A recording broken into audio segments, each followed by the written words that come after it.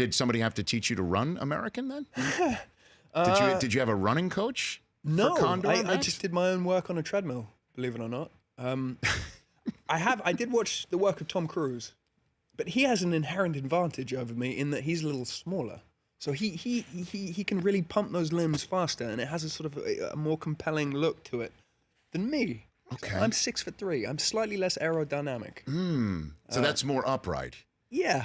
Because in our football, if you run upright Yeah. at somebody of your size, Right. you are going to get killed.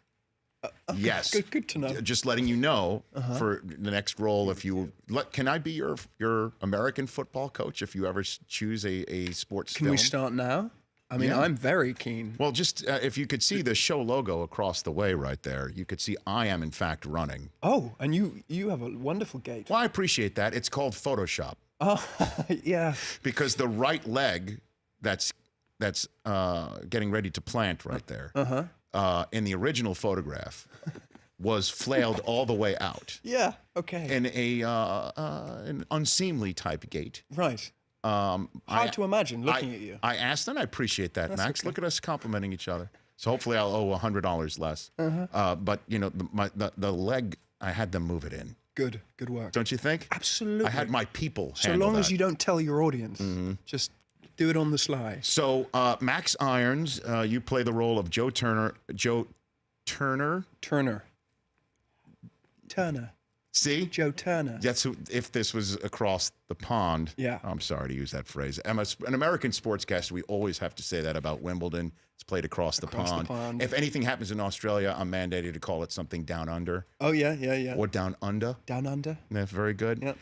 And then what can you tell folks about this show that starts again tonight that they can expect and the reason why they should tune in other than the fact that we're talking about it here on Audience? Well, I think to put it really simply, it's a very culturally relevant, fast-paced, relentlessly fast-paced thriller.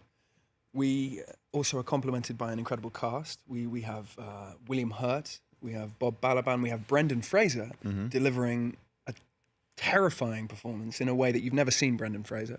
We have Mira Sorvino, we have Leem Lubani, who is an Israeli actress who's taking Max von Sydow's part from the movie and doing an incredible job with it. And as I mentioned earlier, I think it also, what I like particularly about this show is not only the quality of the writing, which is very high, but it asks a lot of questions of the audience.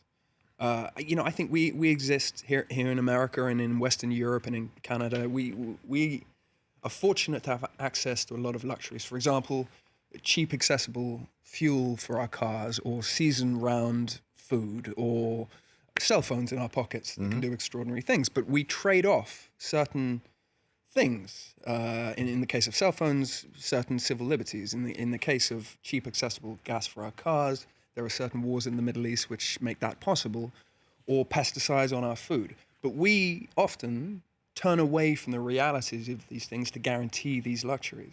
I think what Condor does, in this instance, makes us look at national security and makes us look at what we trade off versus what we get for that trade. And I think that's an interesting question that we should be asking, especially as we move forward technologically with regards to national security. The Rich Eisen Show, weekdays at noon Eastern on Audience.